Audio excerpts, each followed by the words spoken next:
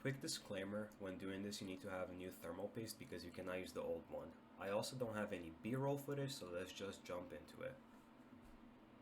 In order to open the PS4, you will need to take off the warranty sticker that's on the back.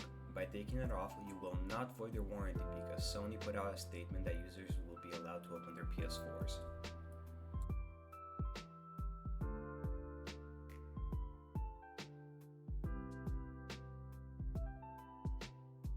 After removing the warranty sticker, you should be able to just pop off the plastic cover.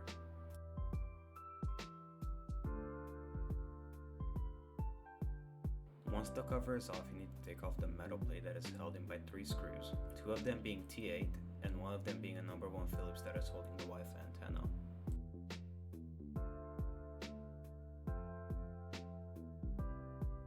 When taking out the power supply, make sure to route the Wi-Fi antenna out through the grooves. After that, you can go ahead and take out the power supply. Mine was stubborn, so don't be afraid to pull it a little. After you pull up the power supply, you will go ahead and take out the other connector that goes to it.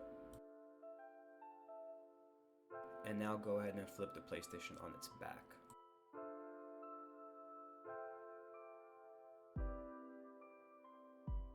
After the power supply is out, I went ahead and took out one of the Wi-Fi antennas.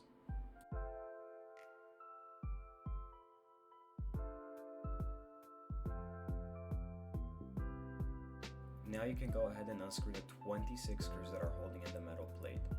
14 of them are 4mm, 8 of them are 6mm, and 4 of them are 3mm. And all of them are Phillips number 1. Also make sure to organize all the screws.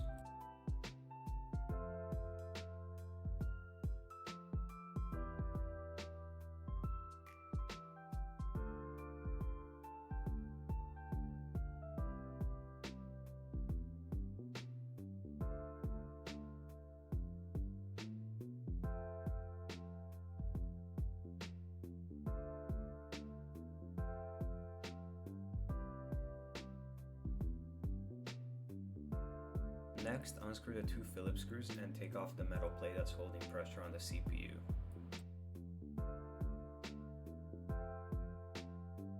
Some of the thermal pads have ripped while taking the metal plate off. Usually you'd want to replace them, but it doesn't really make that big of a difference if you don't. Here comes probably the hardest part of the repair, unplugging that annoying cable. It is very hard to pull out, and I actually cut myself in the hard drive metal bay.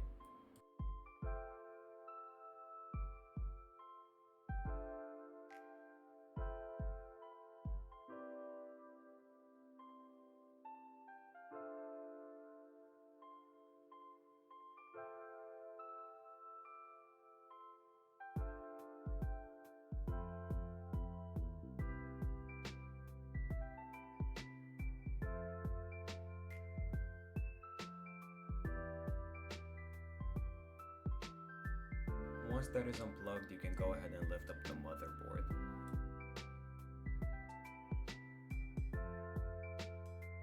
After I lifted up the motherboard, I went ahead and cleaned off the thermal paste from the chip and put the motherboard to the side.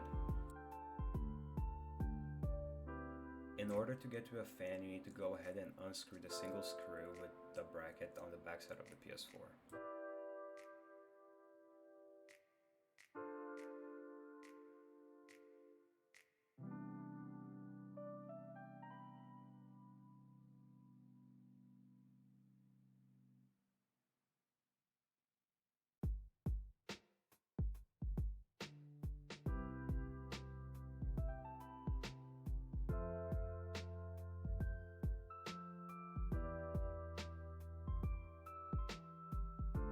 After doing that, the metal plate should lift right up, revealing the fan that is held in by 2 Phillips screws.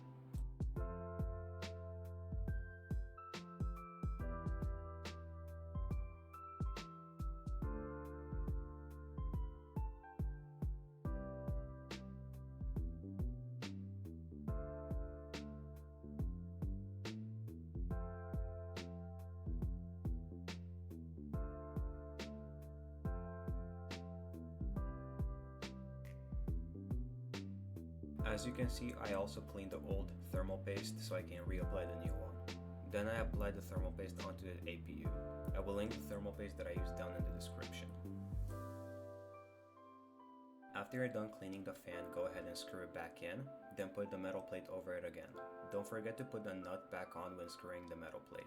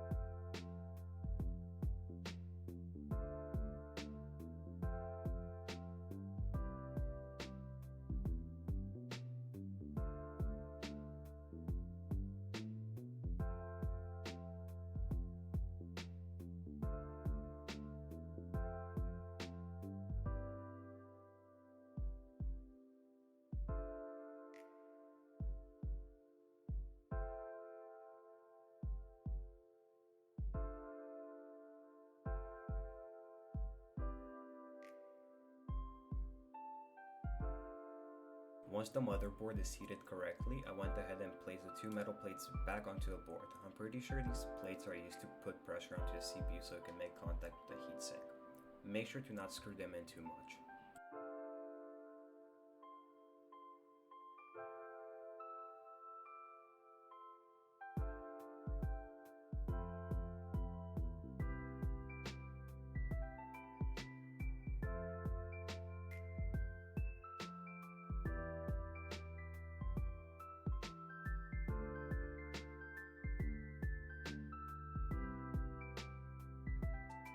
After the big metal plate is on, I went ahead and plugged in the 4 ribbon cables, the annoying cable, and the fan cable.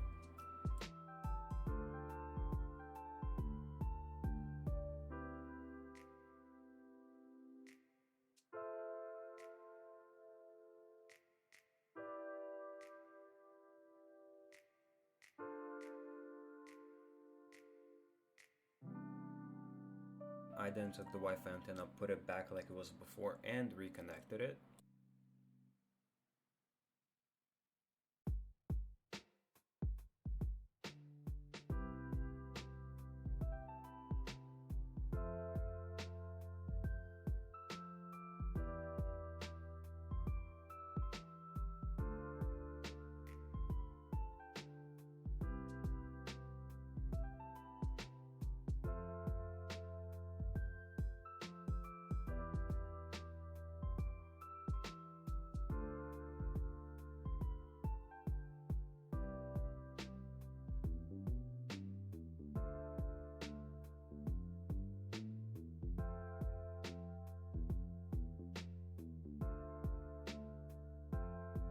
After screwing the 26 screws back in, I went ahead and flipped the PS4 over and started rerouting the other Wi-Fi antenna.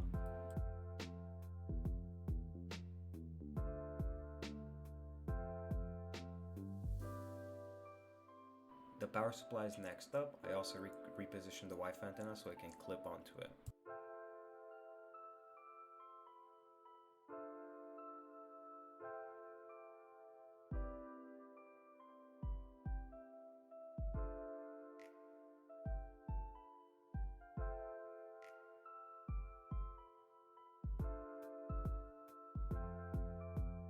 Once the power supply is in, I went ahead and put the metal plate back on and screwed it back in with the 3 screws that I had.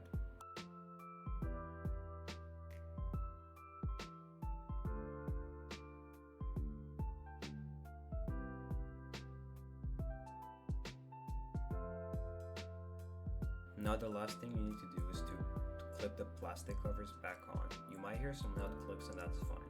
It means that they're fully clipped in.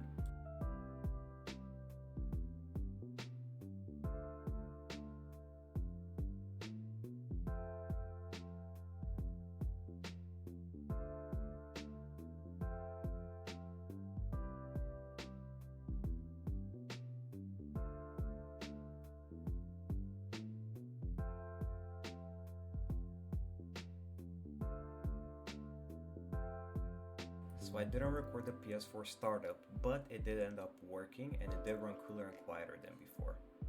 If you guys enjoyed this video and it helped you, leave a thumbs up and also subscribe if you want to see other tech videos.